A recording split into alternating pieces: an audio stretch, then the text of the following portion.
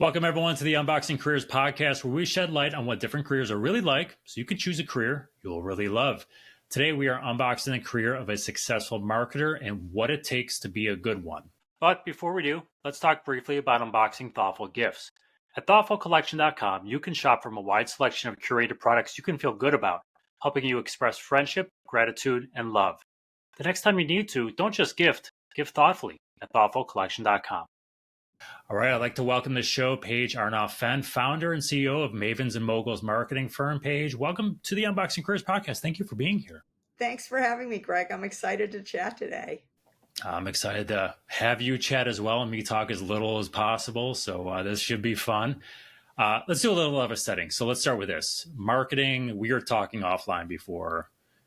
It takes on many different forms and looks and visions here. So we'll have guests on the show to tackle different parts of that, but we want to talk about how to be successful across all disciplines today and what some of those skills might be so that if you're getting into it, you've got a foundational thing. I mentioned you're a CEO of a marketing firm. Can you give the audience a little bit of a sense of some of the marketing roles you've had before you started your own business? So I started in marketing in 1990 as a brand assistant at Procter Gamble in Cincinnati. P&G is probably the most famous consumer products marketing company in the world. They compete in a lot of different categories, and every category they compete in, their products are like number one, and sometimes number one and number two. So I learned marketing. It was like a marketing boot camp. It's the mecca of marketing. They invented the concept of brand management, which is treating each brand like a business.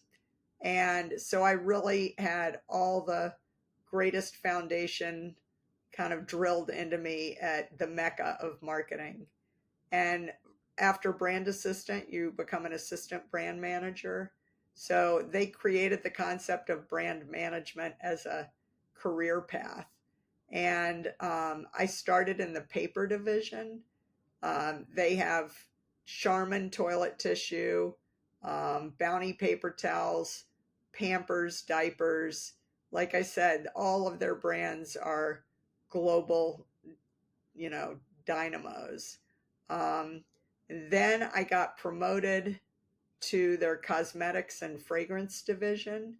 At the time, they owned the cosmetic brand CoverGirl Makeup, and I worked on that for about 3 years.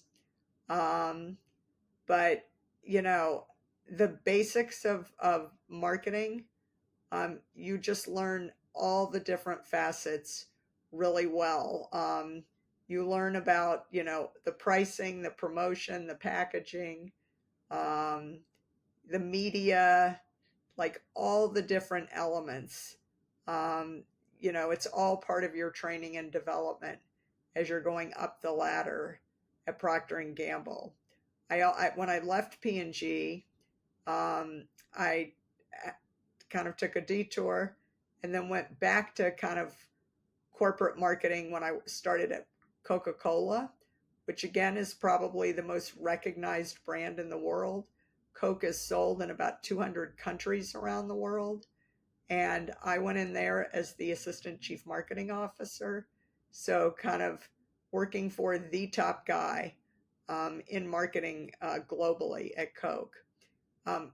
Coke and P&G are big budget brands. These are brands that are advertised and promoted 365 days a year around the world. They have sponsorships for things like sporting events, sporting teams, the Olympics, the Super Bowl, huge budgets, multi-million-dollar budgets, and multi-million-dollar brands.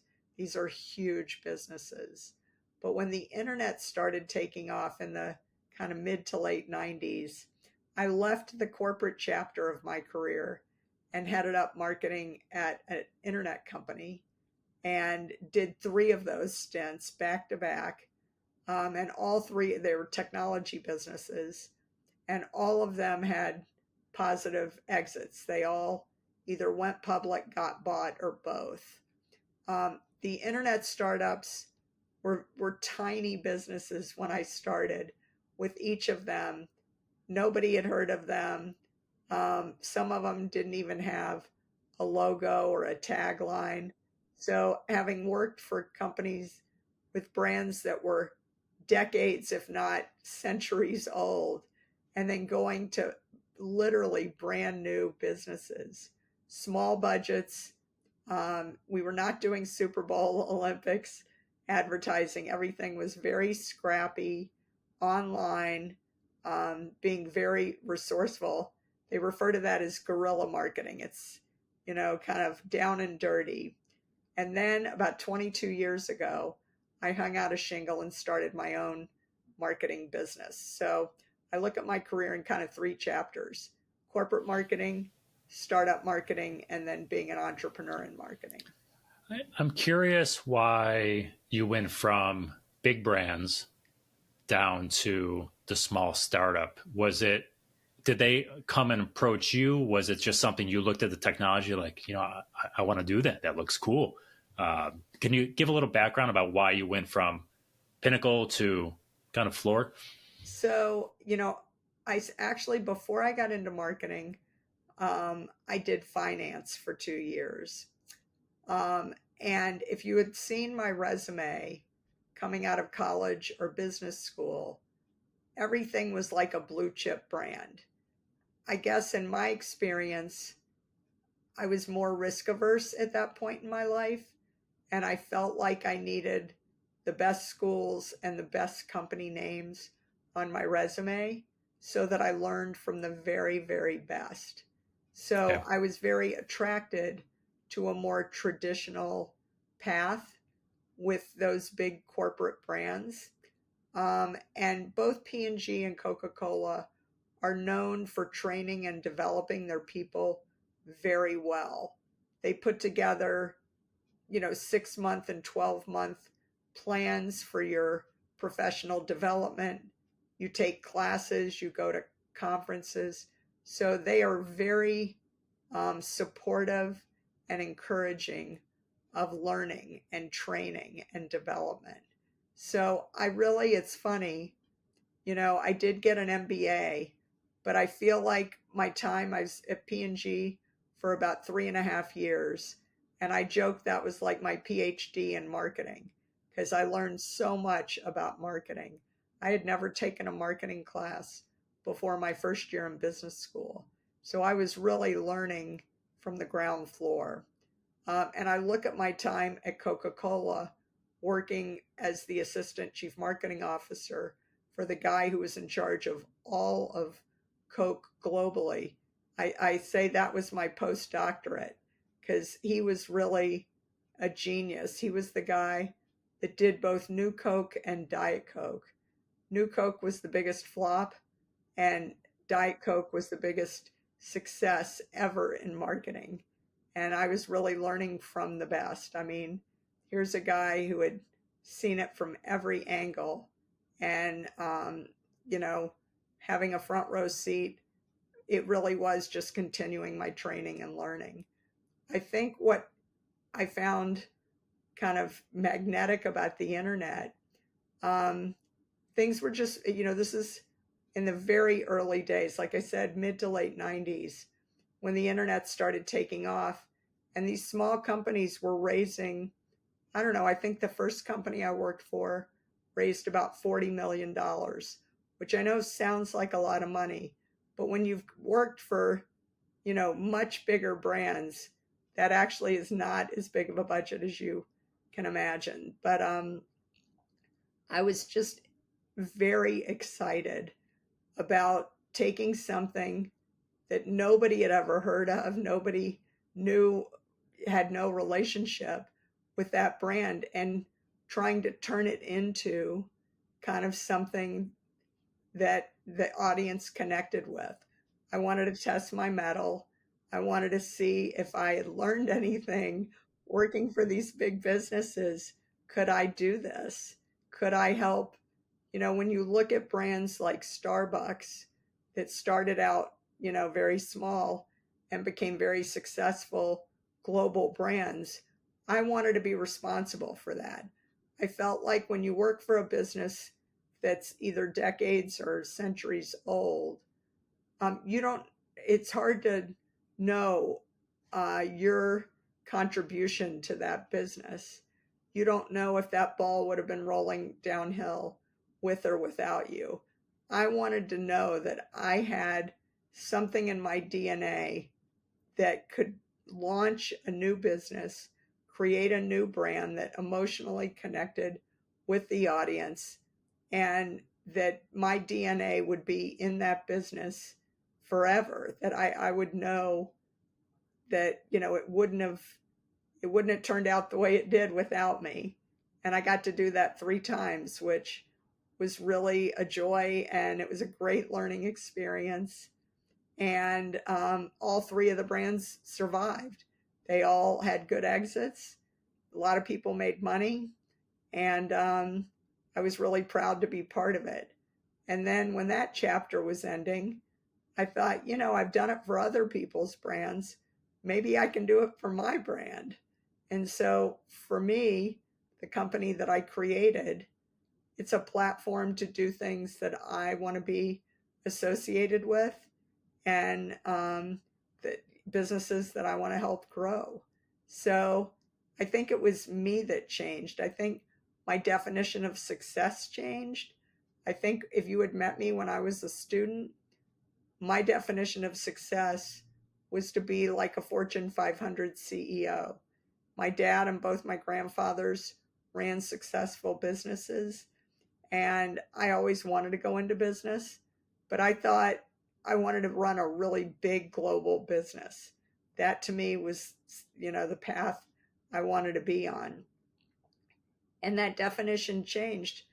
I mean, there's a lot of great things about working in big companies, but the hierarchy and, you have to do it their way. These companies are very successful, and they know what they want to do. And I feel like I was always trying to bend, break, or change the rules. If you had met any of my bosses at P&G when I was first, out of school, they'd probably shake their head. You said, what kind of team member was Paige? They'd say, well, she works really hard, great attitude, but boy, was she a pain in the butt. Because I would give her an assignment and she'd come back and say, what about this? Have you thought about that? Maybe we could try this. Brands like, businesses like that are not necessarily looking for people to upset the apple cart. Like, they have a system that works. They know what works. They know how to grow businesses. Like I said, you don't get to, launch businesses like Tide and Oil of Olay. Like, when you think of all the businesses under the Procter Gamble umbrella, these are billion-dollar companies. They know what they're doing. And I think, even though I didn't think of myself this way as a student, I was very entrepreneurial in a corporate environment. And now, looking back at my early career, I'm actually amazed I was as successful as I was. Because now I think, oh my God, like I felt so constrained, but I really was learning a ton. But once I kind of moved to the startup world, there was no hierarchy, there were no rules, there was no process to do anything. And my team was looking at me like, okay, where do we start? What do we do? How do we do this?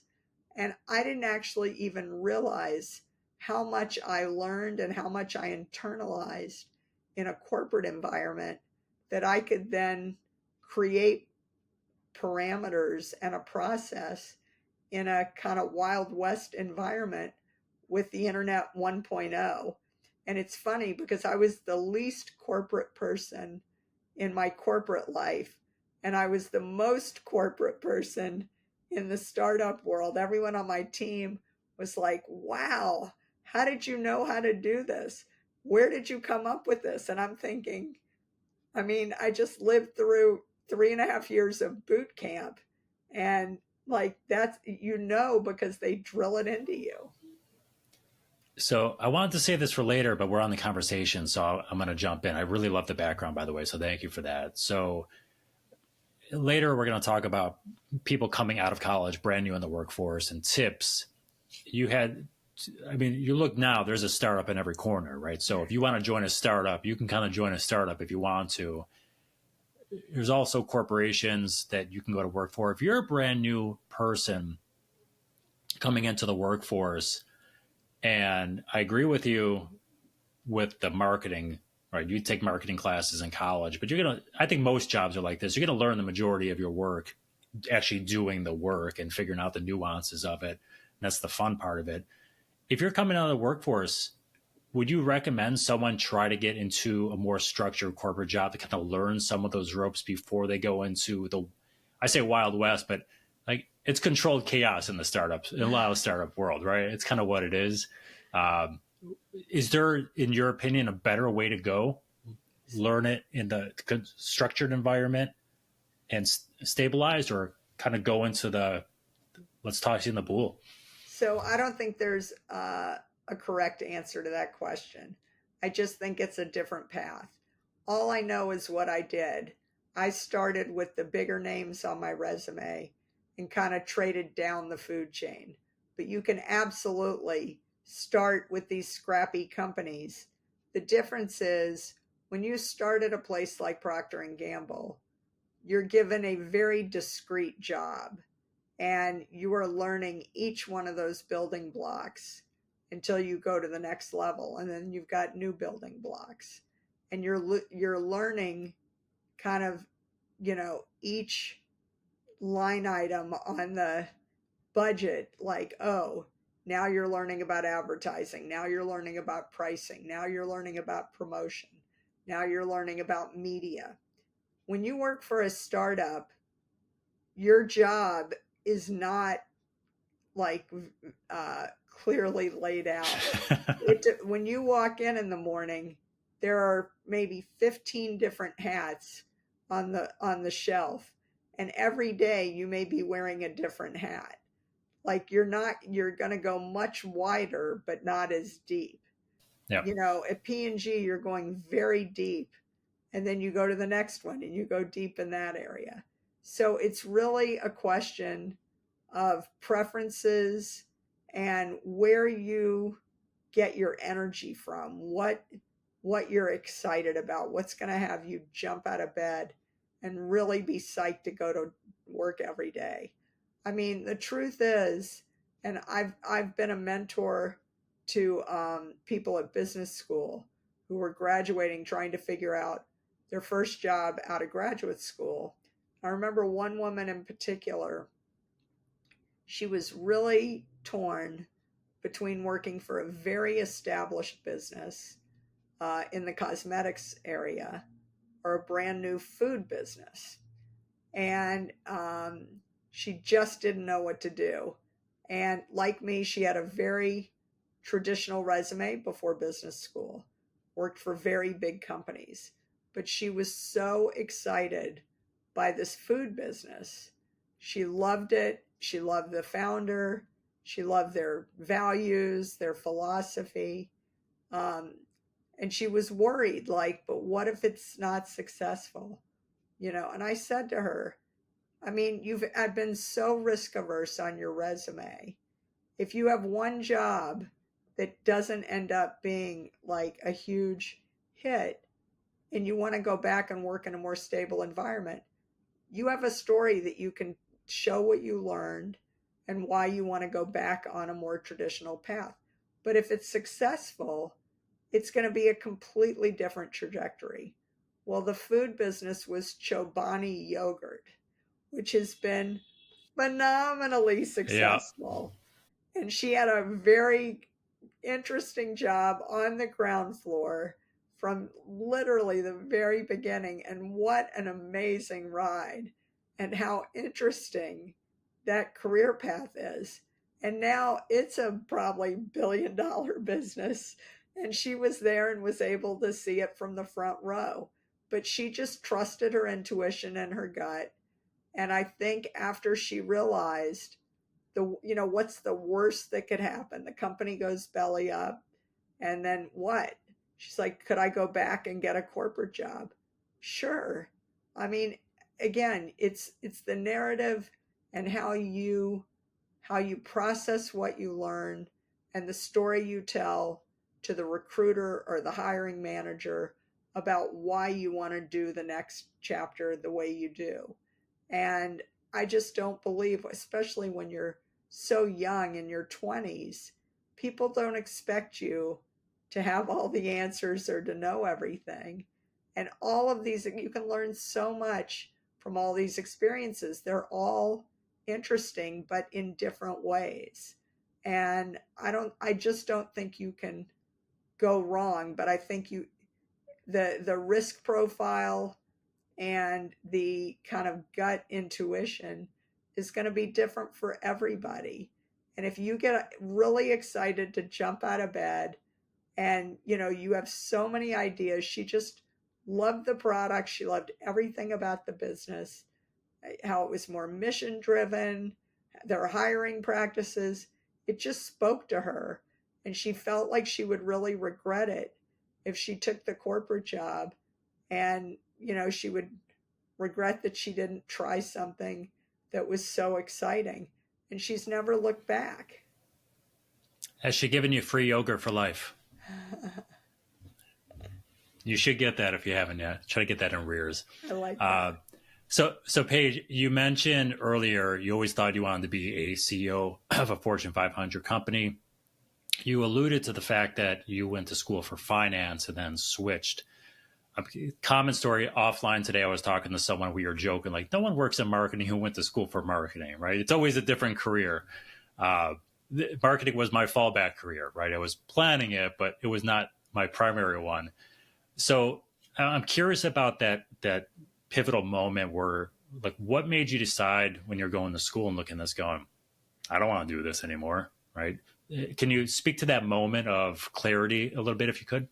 So I was always really good with numbers, and my dad was an economics major in college. So I immediately declared econ as my major my freshman year, and I kind of just did it and didn't even think twice about it. When I got into my Wall Street job right out of school, I was a financial analyst, and I was good at it. I'm good with numbers, but I really didn't enjoy the work very much. But I made a 2-year commitment to this bank that I would be there. But I really was not having the best experience because I just felt like it was only using one part of my brain. And I wanted a more creative career path. I love the data and analytics, but I wanted to balance it with a more creative role as well. So I was looking for something that kind of used both my left brain and my right brain. At the end of the 2-year commitment, a girlfriend who worked at the same bank, she and I traveled through Europe before we started business school. And while we were traveling, she said to me, "Are you going back to the bank after school?" And I said, "Not a chance. You couldn't pay me enough. No way, no how." And she says, "Oh my God, I loved it. I can't wait to go back." And they paid really, really well. She's like, "Well, what are you going to do?" And I said, "I don't know. My whole life, I thought I would be a banker because my dad, both my grandfathers, they all worked at commercial banks. And I thought I was doing something even cooler, working for an investment bank, but there's no way." She said, there has to be something about the job that you liked because you were so good at it. And I said, I don't know. I mean, there were 3 things I really liked about my job. When you closed a deal, banks, investment banks help companies get bought, get sold, raise money. Anytime the transaction finished, you would have a closing dinner to celebrate the end of the deal. And because I was the junior person on the team right out of college, It was my job to plan the dinner, order like toys to the uh, commemorate the deal closing, and then we would run these, they call them tombstone ads, in the Wall Street Journal and the New York Times.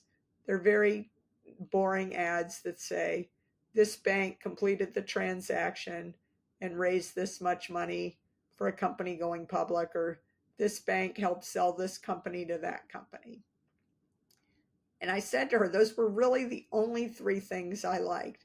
I didn't like doing the deal, but once the deal was done, I always looked forward to all the things after. And she shook her head and she said, Paige, what is wrong with you? You are not a finance person. You're a marketing person. I said, what are you talking about? And she said, everything you like is marketing. It's advertising in the newspaper, it's planning events, and it's promotions, buying toys to commemorate the deal. All of those are marketing things. They're not finance things. I said, I've never taken a marketing class. In college, there were no marketing classes. I went to a liberal arts school. I had no idea I didn't even know marketing, what it was. I'd never thought about it. She said, Paige, when you go to business school, you're going to take marketing. I think you're going to do really well. So she had planted that seed the summer between ending the job and going to school. Well, wouldn't you know it, in the first semester of the MBA program, I had a marketing class. And sure enough, I got the top grade in the class. And then I got the job at Procter Gamble to be a summer intern. And then when I came back, in college, I was the president of the Economics Association. And then when I came back my second year in business school, I was the president of the marketing club.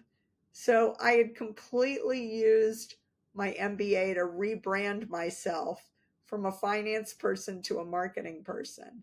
And then I went back to Procter & Gamble.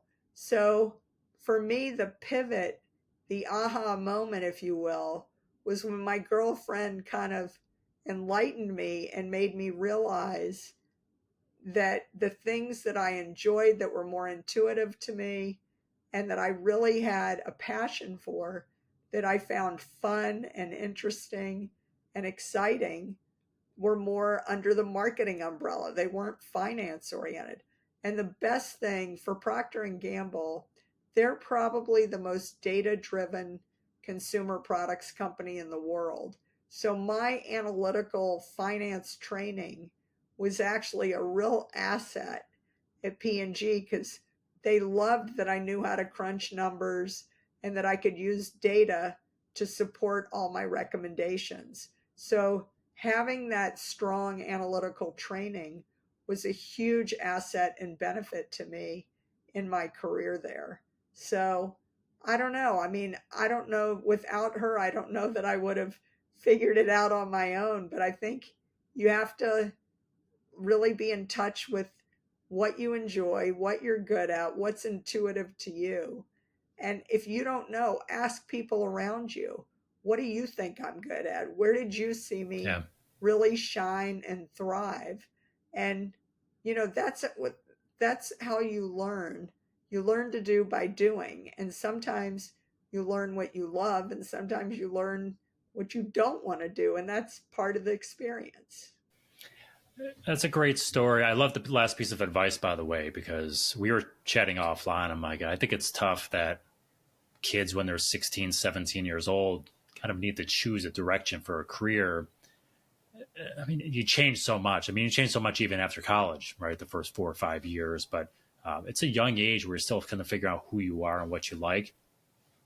This one might be tough for you to answer, because I'm going to ask you to remember something very specific when you were initially going to school for finance. So it's okay if you don't know. I'm just pulling at straws here. Was there anything kind of in the back of your mind, or your gut, that you can remember when you were going to school studying finance, that if you're looking back at it, you go, oh, my gut was telling me this is not where my heart is? Was there anything you can think of that there was that, or was it just, hey, I'm good with numbers, this is fun, we'll figure it out, and then just later that moment came once you started doing it? Yeah, the in my gut feeling didn't happen till I got to Wall Okay. Street. And I knew within the first 2 weeks of the job, literally, I was like, oh God, I made a 2 year commitment. This is going to be hard. This Only is 102 not weeks what, to go. yeah, this is not what I thought I signed up for. Um, but as a kid and in college, I was on a mission. Like, I really thought I was going to conquer the world in finance. My senior year in college, the first Wall Street movie came out with Michael Douglas, Yep. and it won an Oscar. And I was so enamored with that movie. And I just thought, oh my God, that is going to be my life. Crazy. I was hooked. I was absolutely hooked. And like I said, I had grown up in a family of commercial bankers, but I thought investment banking was like super exciting and even better, like more money, I could make a ton of money, I could be super successful, I could travel for my job. Like everything about it seemed over the top exciting. And I didn't have any reservations at all. And when I got offers from a lot of the investment banks, and I was so excited to accept the offer for the one that I felt the most excited by. And it really wasn't until I got there where I thought, oh my goodness, like this. I looked at my boss and my boss's boss and my boss's boss's boss, and I realized I don't want any of their lives. I don't want any of their careers. Like, that is not the path I want to be on.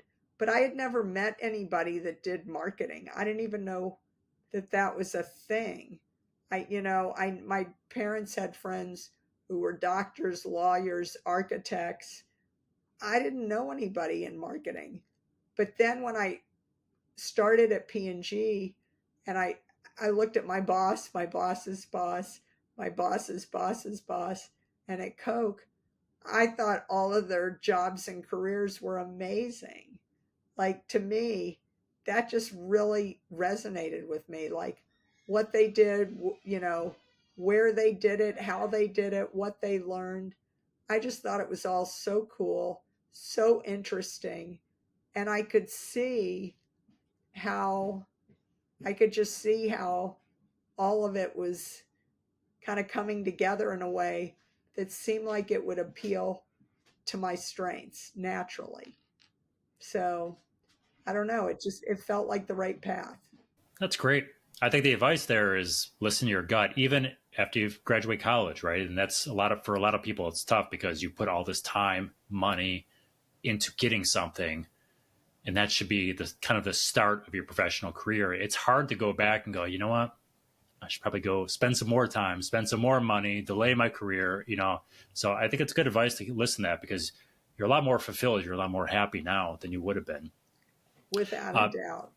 Paige, I want to shift gears a little bit and speak directly to high school kids more now. So you said you do some mentoring in the collegiate side. So if you're advising high school kids today and who are interested in either pursuing a business, marketing, right? Maybe they are interested in marketing. They don't know they want to do it full time, but to dip their toes in the water and start building those skills that they're going to take with them later.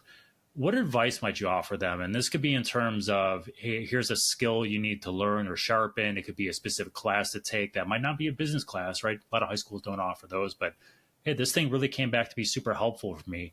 Any piece of advice you could offer to someone who's in high school that may be flirting or knows they want to do marketing as a career?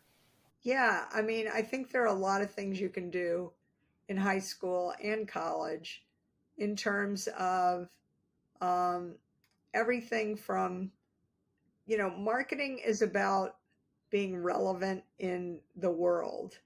You got to be somebody who's always got your antenna up. You see trends, you understand pop culture. So if you like marketing, or if you think you might, look at some of the great marketers who have blogs and websites and follow them. You know, just tag them and see what they're thinking about, what they're talking about. A lot of them have written books. they have podcasts. And so you can learn a lot just by kind of seeing what's out there. Um, one question I used to always ask when I was interviewing people for internships or jobs early in their career is, do you know what the top box office movies are right now? Do you know the books that are the New York Times bestsellers? Do you know why a certain TV show, Abbott Elementary or The Bachelorette, or any show that you like, why is it one of the top rated shows? Maybe it's a show you don't like, but it's a top rated show. Do you know what it is that they're hitting on that's resonating with the population? The thing is, you know, you got to walk the streets, got to use your eyes, your ears, you got to take it all in, because marketing is about capitalizing on trends and being relevant to the audience that you're selling to, whether you're a product or service. You really have to understand what's in that person's head.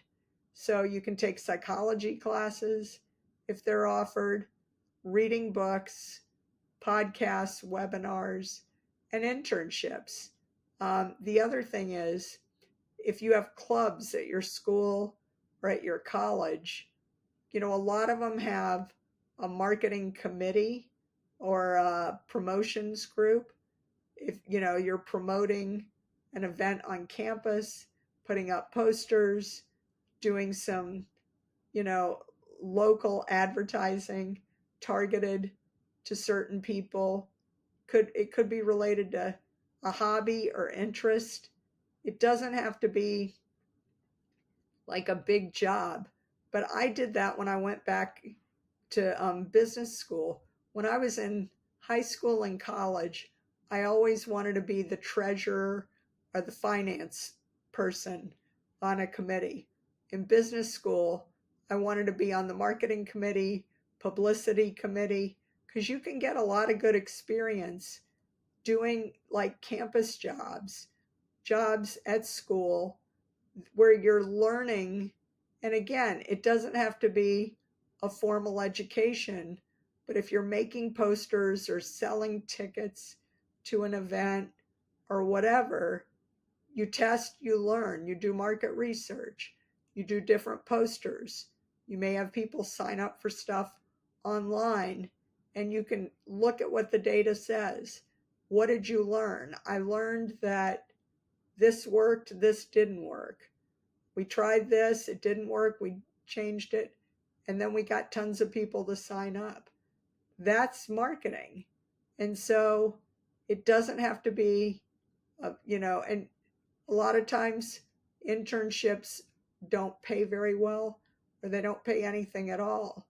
If you can afford to go and just do it for the learning experience, that's great. You could also ask professionals for an informational interview and just ask them about their careers. How did you get into it? Does your company have interns?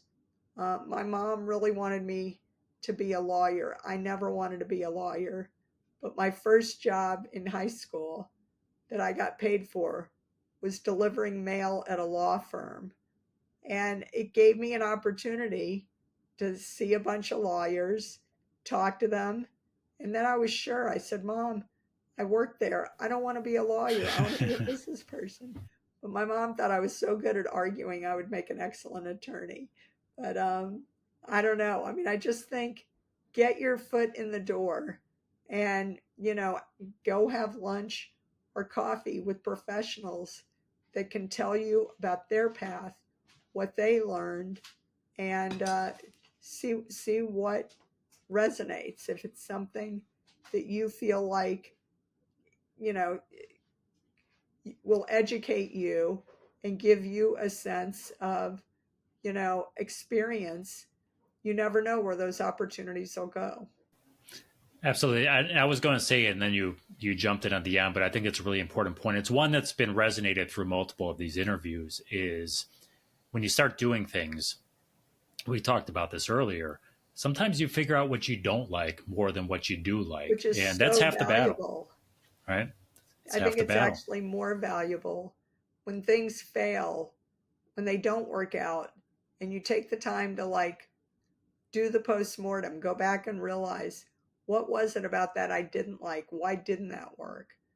You know, I think that's as valuable, if not more valuable, than finding things you love to do. 100%.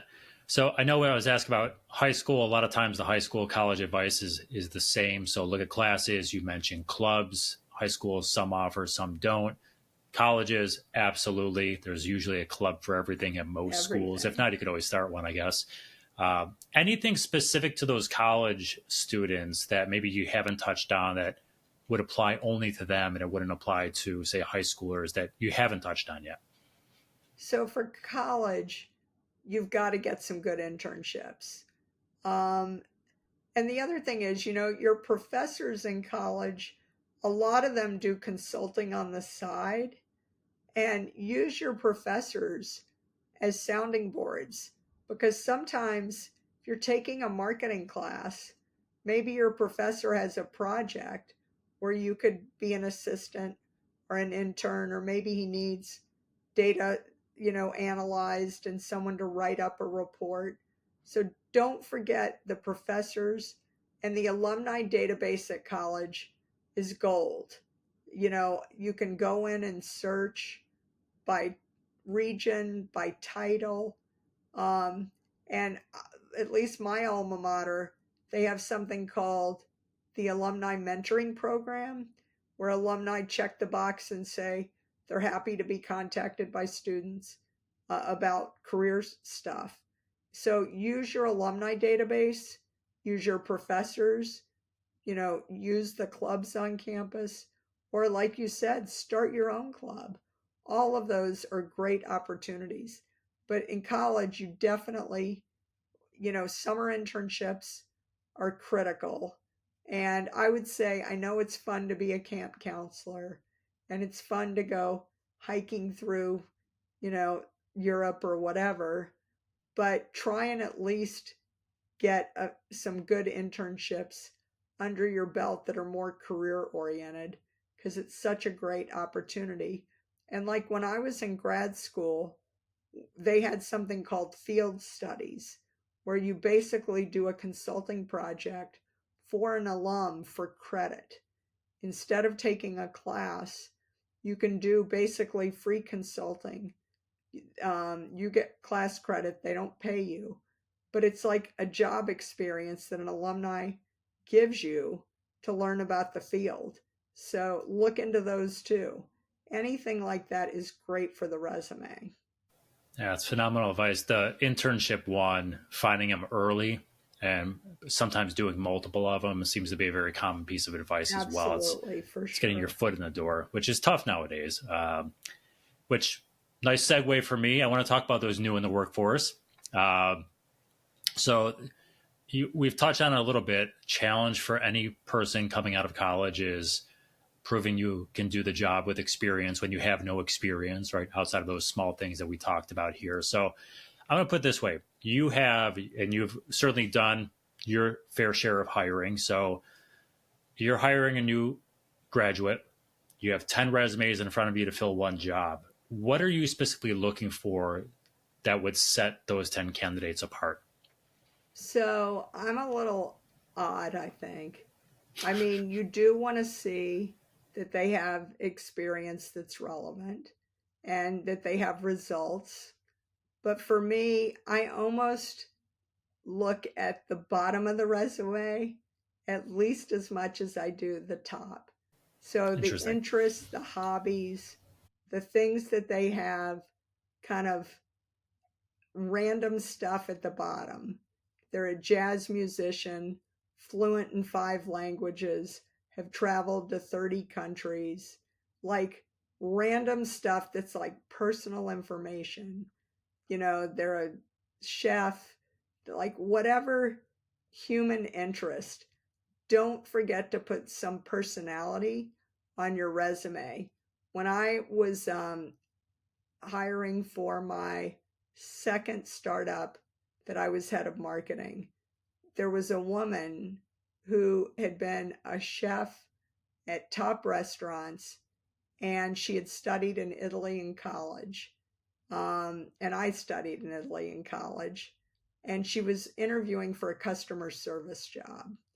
And she did have some relevant experience, but we had a lot of resumes with much more experience. So I got like 300 resumes, and my boss said, you can bring like, I don't know, 7, 8 people in to, give me the resumes you want to bring in.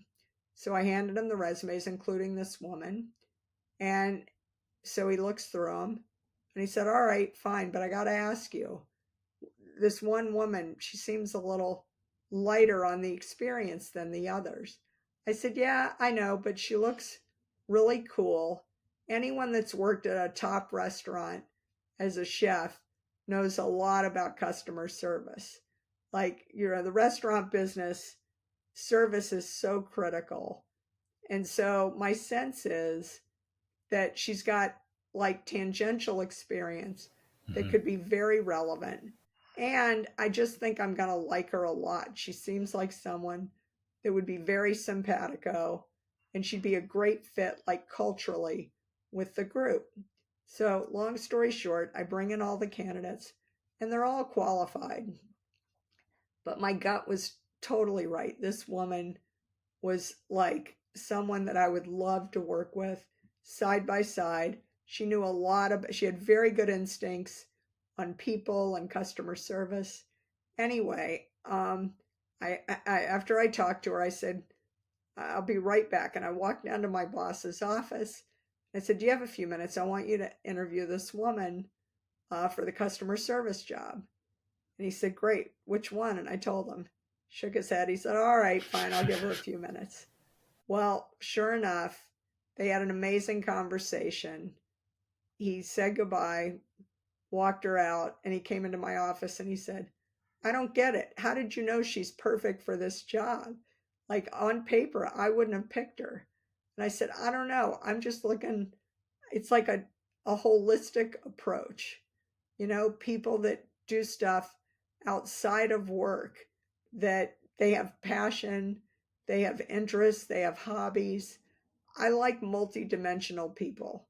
I want people that, like, you see all 3 dimensions. If they just work hard, if they're just all work all the time, I mean, that's good in a way, but I don't think it makes for the best kind of package. You can be smart and fun. You can get the job done and, be funny and be somebody in the trenches when you're working those late nights and you go like, God, this is really kind of cool. We're learning together that, people are laughing and having fun. They're not just like super intense all the time, 24/7. So I guess I would tell people it's important to showcase the stuff you're very proud of professionally, but don't forget to be a total human being and talk about other things you do and your passion or hobbies or interests outside of work, because I think sometimes that becomes what's different, special, unique about you. Very good. I love the story. And I would say if you've ever worked in a high end restaurant, I have. That chef is probably really good at multitasking and not always, but probably good at dealing with pressure too. Just my 2 cents. Absolutely, which is like killer in a startup. 100%. 100%. So, Paige, you've been really good with your time today. Just a couple questions and I'll let you kind of get on. So, I want to spend just a second with personalities. So with every walk of life, you're going to deal with different people with different personalities. Is there a personality that you think someone who's going into the marketing world or traits of a personality should possess to really be successful or to be happy in the field, because they're going to deal with people that are short, abrasive. They're going to deal with people who are funny and fun to be around, especially with the marketing world. You're going to get some of that. It's a mixed bag, but are there certain traits that people have? Be like, you know what, you might want to do some deeper soul searching to figure out if this is for you. So I think a lot of people think everyone in marketing is extroverted and gregarious. Um, I've worked at companies where, like, people shake their heads because every time they walk through the marketing department, we're kind of like laughing or we're talking loud, funny. They dress well, stylish. I think some of that is true, but I think, there are a lot of roles that are marketing that are better for more pensive, introverted people as well. Like if you're somebody who likes to think and kind of maybe be more introverted and more thoughtful, you may want more of a market research job versus an advertising job. Advertising, public relations, those are more out there, having a big personality, being very extroverted and gregarious. Those personalities tend to gravitate to more advertising and PR.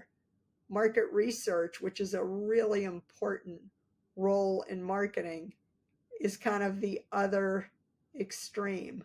A lot of those people really are happy to be kind of in their office, plowing through research, crunching the numbers, doing the analysis, writing up reports, and they can be incredibly successful.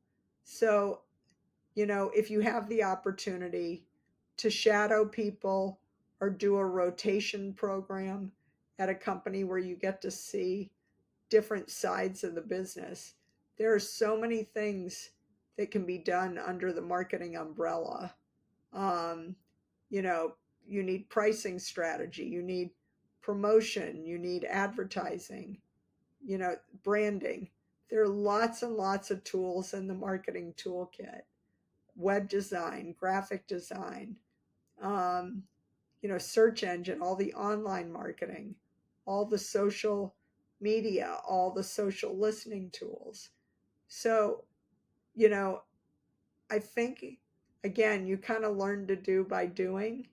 And if you can find a way to get informational interviews, shadow people, watch them, talk to them, see where your gut tells you these are my people. I could see myself in a meeting with them, and this is the kind of career path that looks really interesting to me. This is where I think I'm going to be successful and where I'm going to thrive. That's great. I mean, you don't need everybody in the same boat. You need all the boats filled with really great talent, pulling in the same direction. So there's no one right path. There's no one way to be successful in marketing. Lots of different areas that need talented people.